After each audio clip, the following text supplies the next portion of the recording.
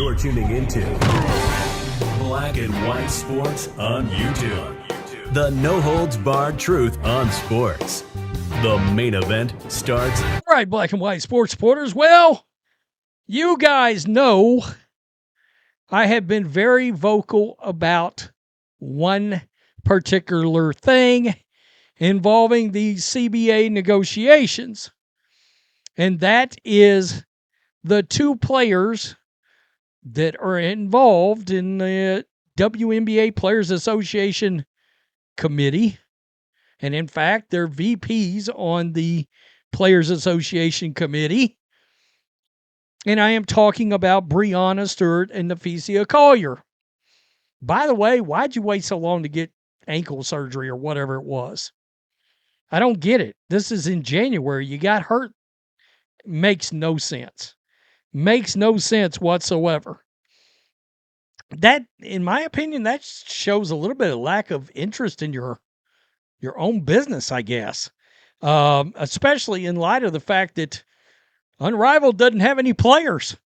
They've got nobody of note playing in that league. Let's just be real. At all. In fact, we talked about the lack of fire around Unrivaled.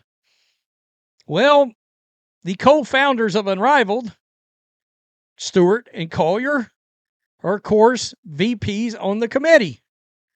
The very committee that voted to authorize a strike against WNBA and NBA owners over the CBA. The very committee that authorized the proposal that would lose the WNBA $700 million. The very committee that is turning down salary increases of about 9 times the amount of money you're making right now. These are the folks you've got in charge. And I've also been very vocal about the fact that, where's the media? Where are you? Annie Costable, Front Office Sports, all the morons over at ESPN. Where are you? Why so quiet? Question mark. Your articles are so pro-player, they make me want to vomit. In fact, some of them look like propaganda straight from the WNBA players. We don't get down here. Level playing field. So, excuse me, if I'd have been driving, I might have ran off the road when I saw this. We've actually got a member of the media from Yahoo Sports that is acknowledging the two owners of Unrivaled that are on the committee are absolutely causing a conflict of interest. Not only is it a conflict of interest, it is extremely bad and poor optics. Because let's be real, if the WNBA was to go for a strike, what's keeping Unrivaled from going, you know what? Why don't we play 5-on-5? Oh, well, that's opportune all of a sudden. I mean, let's be real. At this point, they're going to have to try anything. Because I still believe Project B puts them out of business. Yahoo Sports, let's check this out. What do you make of the idea of the conflict of interest between Napheesa Collier and Breanna Stewart and the interest of Unrivaled may not necessarily aligning with the interest of the W? Well, Fee and Stewie are not only WNBA players. They are on the executive committee. So as is Kelsey Plum, she's playing in Unrivaled. 3 of the 7 people on that board who can now vote for a strike are part of Unrivaled.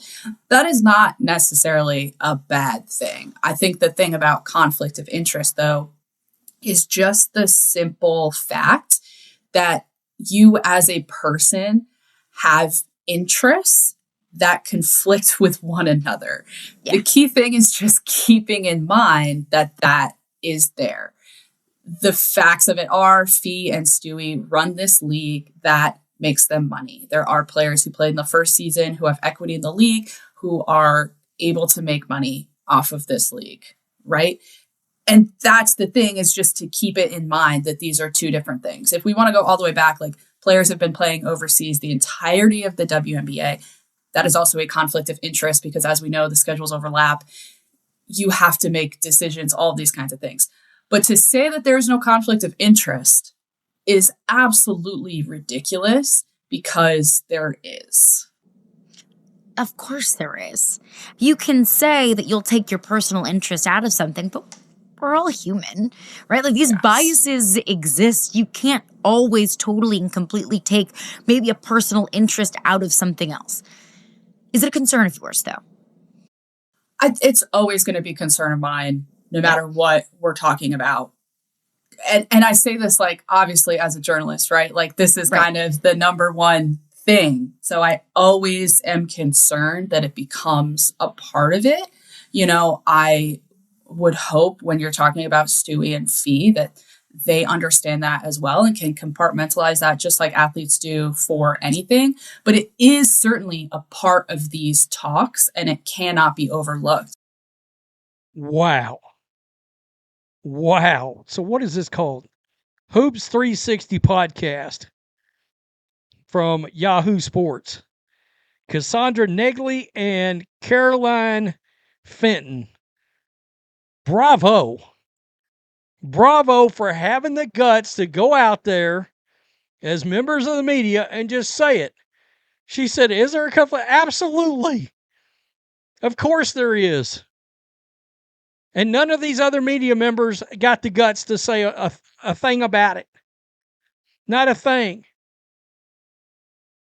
It's been one of the most embarrassing parts of anything related to these negotiations and how they're trying to conduct business is the fact that the media silence is deafening on this one major issue. And understand, if somebody like me and somebody like them sits back here and bangs the table that this is a huge conflict of interest, how do you think the owners feel about it? How do you think they feel about it? They're sitting back going, wait a minute. These people are on the committee. Hell, the president is now playing for Project B. And they can authorize a strike? You know, I think the WNBA Players Association better be careful of one thing. Because what happens when the owners say, let's lock them out for the hell of it? Let's lock them out to send them a loud and clear message. Let's not only lock them out, but tell them you're not getting that revenue sharing, period.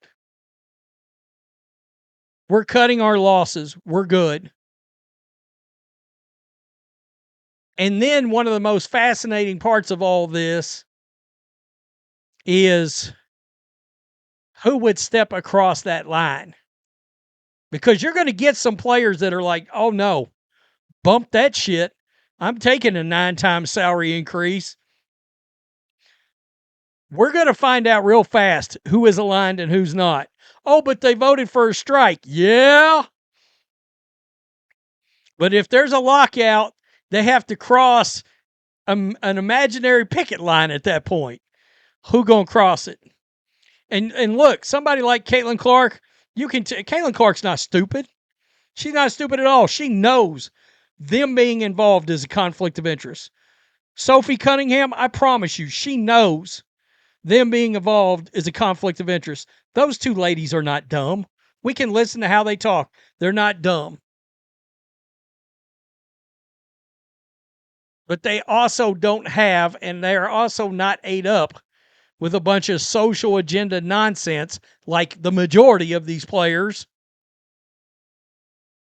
and the media. That's something, by the way, the players and the media have in common, is their agenda. Oh my God, look at us. We're gay and proud. And all that mess. Hey, bravo. Hoops 360, bravo. Great job. I know you're ladies, but bravo on showing a pair. I think WNBA media would appreciate that. Peace. I'm out. Till next time. Thanks for watching the show. Be sure to like, comment, and subscribe. Be sure to tune in next time on Black and White Sports.